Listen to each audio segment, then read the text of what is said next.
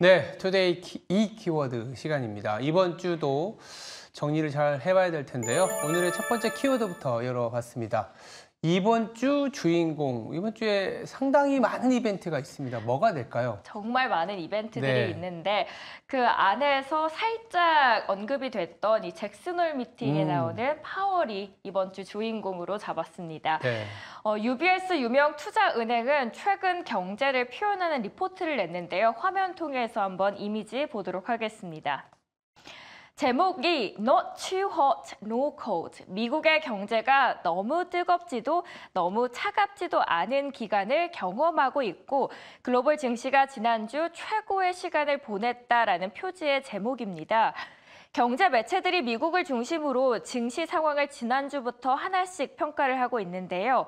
지난주 미국 경제 내수에서 긍정적인 소비 지표가 지표들이 확인이 되면서 시장 동요가 진정됐다라는 분석을 보여주고 있습니다. 물론 경고도 있습니다. 관련된 인터뷰 영상도 만나보겠습니다. 2018년 초 미국 증시의 변동성 장세 때 제기됐던 알고리즘 투매 논란을 재소환했는데요. 시장의 작은 염려가 얼마든지 이 거대한 공포로 과장돼서 비이성적인 투매를 야기할 수 있음을 경고하고 있습니다. 야후 파이낸스와 블룸버그는 그 원인을 알고리즘 매물 폭탄이라고 보고 있습니다.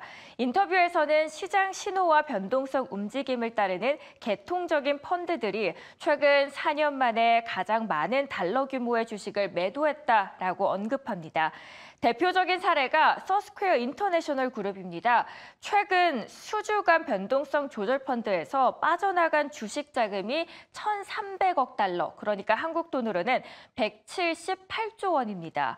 변동성 룰을 따르는 시장 플레이어들이 많아지면서 변동성이 커지면서 과거에 볼 수 없었던 완전히 새로운 수준의 투매 위협을 일으키고 있다라는 겁니다. 관건은 이번 주 22일과 24일에 열리는 잭슨홀 미팅입니다. 파월 연준 의장이 통화 정책 관련해서 어떤 발언을 하는지에 따라서 움직일 것으로 예상이 되는데요. 이 자리에는 파월 의장뿐만 아니라 지역 연준 총재 그리고 세계 중앙은행 관계자들이 모입니다. 이미 페드의 9월 금리 인하 가능성은 높아져 있는 상황입니다. 시장에서는 그리고 파월이 다소 비둘기파적인 이야기를 할 것으로 기대를 하고 있습니다. 하지만 예상과 달리 만약 금리 인하와 관련된 신중한 태도를 유지할 경우에는 시장에는 부정적인 영향을 오히려 더 크게 미칠 수 있다라는 분석도 있습니다. 또 같은 날 한은의 금통위도 예정되어 있고 한은 총재가 오는 10월에 금리 인하를 주고 어떤 시그널을 건넬지에 대한 관심도 한번 지켜보시는 게 좋겠습니다. 네, 이번 주는 아무래도 주 후반에 있는 잭슨홀, 그중에서도 파월 연준 의장의 스탠스를 확인하는 그런 한 주가 되지 않을까 싶습니다. 네, 첫 번째 주인공 만나보셨고요. 네. 자, 두 번째 키워드 보실까요? 네, 두 번째 키워드도 사실은 전체적인 경제 그리고 통화 정책을 바라보는 시선에 대한 얘기인데 얼마 전까지 불과 2주 전만 하더라도 리세션 공포가 시장을 뒤흔들었습니다. 말씀 주신 것처럼 알고리즘 매매가 촉발됐었던 이유이기도 하고 리세션 공포가 또 한 일주일 지나니까 골디락스, 지난주에는 또 골디락스로 변한 상황이었습니다. 이렇게 매크로 지표에 따라서 흔들리는 변동성 자체가 시장이 그렇게 아직은 좀 안정되진 않았다라고도 볼 수는 있긴 하겠지만 일주일 만에 투자 심리는 빠르게 회복을 했습니다. 극단적인 공포 심리에서는 좀 벗어나 있고요. 아직도 공포 국면에 머물러 있다라는 지표도 있기 때문에 좋게 보면 좀 더 상승할 여력이 있다라고도 볼 수 있겠습니다. 이렇게 리세션 공포가 골디락스로 변할 수 있었던 이유는 무엇보다 미국의 소비와 관련된 지표, 물론 일시적으로 자동차라든지 월마트의 할인 판매에 영향이 있었다 하더라도 생각보다 소매 판매가 예상치를 상회하면서 미국 경제를 걱정했었던 리세션 공포가 빠르게 줄어들었고 이로 인해서 알고리즘 매매를 폭발시켰던 엔캐리 트레이드라든지 여러 프로그램들의 어떤 변동성이 낮아지는 그런 결과를 보여줬습니다. 그리고 너무 좀 뜨거웠으면 또 금리 어떤 인상까지는 아니더라도 금리 인하가 더 뒤로 물러나는 거 아니냐라고도 생각할 수 있겠지만 지난주 후반에 발표됐던 건설 지표들이 조금 안 좋았습니다. 당연히 금리가 높기 때문에 건설 활동들, 뭐 건축 허가라든지 이런 지표들이 상당히 안 좋게 나오면서 미국의 3분기 GDP는 또 둔화되는 모습을 보여줬습니다. 주간 단위로 나오는 GDP 나우 기준으로 보면 3분기 2.4%에서 2%로 줄어드는 걸로 나와 있기 때문에 금리는 내릴 수 있는 환경을 만들어 주되 빠르게 식어가는 경제가 아니라 그래도 소프트 랜딩 그리고 골디락스라고 할 수 있는 그런 국면을 만들어줬기 때문에 시장이 빠르게 회복하지 않았나 이렇게 생각이 듭니다. 네, 리세션에서 골디락스로 넘어갈 수 있는 분위기가 조성이 됐습니다. 이런 분위기 속에서 우리는 어떻게 시장을 바라봐야 될까요? 마지막 키워드 만나보겠습니다. 결국 저도 잭슨홀 트레이딩, 잭슨홀에 좀 주목을 해야 된다.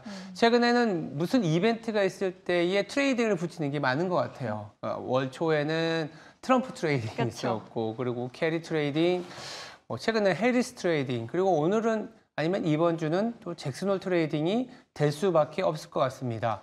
그렇지만 시장이 기대하는 부분과 변동성은 또 우리가 예상하지 못하게 나올 수가 있겠죠. 그렇죠. 잭슨홀에서 대부분의 사람들 그리고 대부분의 투자자들은 9월에 대한 금리 인하 뉘앙스, 그 스탠스를 확인하려는 뭐랄까요? 감정, 이 센티멘트가 강하지 않을까 이런 생각이 드는데 문제는 뭐냐면 아주 나이스해야 된다는 겁니다. 통화 정책에 좀 질서 있는 철회. 그러니까 뭐 50bp 지금 수준에서 만약 50bp 빅컷에 대한 뉘앙스를 내비친다. 시장은 오히려 되려 얼마나 안 좋길래 이런 생각을 할 수도 있다라고 보고 있습니다. 또 일각에서는 경제는 좋은데 너무 그동안 실질 금리가 높았고 긴축이 너무 과했기 때문에 50bp는 내려줘야 된다라는 그런 투자자들도 있고 아니면 지금 이렇게 경제가 좋은데 50bp를 내려버리면 뭔가 안 좋은 시그널을 줄 수도 있다라고도 생각하는 그런 국면이기도 합니다. 되려 또 오히려 조금 미적미적거리는 모습을 보여주면 주가의 변동성이 발생할 수도 있기 때문에 사실상 이번 주 잭슨홀은 시장에 플러스가 되기에는 조금 만만치 않은 이벤트다라고도 볼 수 있습니다. 주가가 이미 올라왔기 때문에 더불어서 S&P 500 기준으로도 PER이 2021배를 넘어서고 있는 상황이라서 싸지는 않습니다. 코스피도 지금 2,700을 넘나들고 있고 2,700을 좀 다시 이번 주에 돌파했으면 좋겠는데 조금만 더 올라가도 또 2,800이 PBR 1배이기 때문에 그동안 우리 지수를 막아놨던 상단이 곧 또 눈앞에 다가와 있습니다. 이런 상황에서 잭슨홀 트레이드 사실은 좀 어려울 것 같긴 하지만 금리가 되돌림 과정에 있을 수 있고 이로 인해서 그동안 가파르게 올라왔었던 지수가 조금은 좀 뭐랄까요 소강 상태로 들어갈 수도 있다. 말씀드린 것처럼 잭슨홀에서 금리 인하는 투자자들이 기정사실화된 이벤트로 보고 있는 어떤 그 구간이기 때문에 잭슨홀에서 금리를 내리는 건 아니지만 9월에 내릴 수 있다는 뉘앙스를 미리 반영을 했기 때문에 이번 주 한 주는 아마도 관망세 내지는 그동안 오르지 못했었던 저평가된 저밸류에이션에 대한 업종이 조금은 주목을 받지 않을까 이런 기대를 해봅니다. 네. 잭슨홀 비텍은 FOMC의 예고편이기 때문에 많은 이들이 주목을 하고 있는데요. 부정적이다라고 보기보다는 그래도 너무 큰 기대감을 갖기에는 어려울 수 있다라고 해석을 해볼 수 있을 것 같습니다. 오늘의 시장 키워드 3가지로 요약해드렸습니다.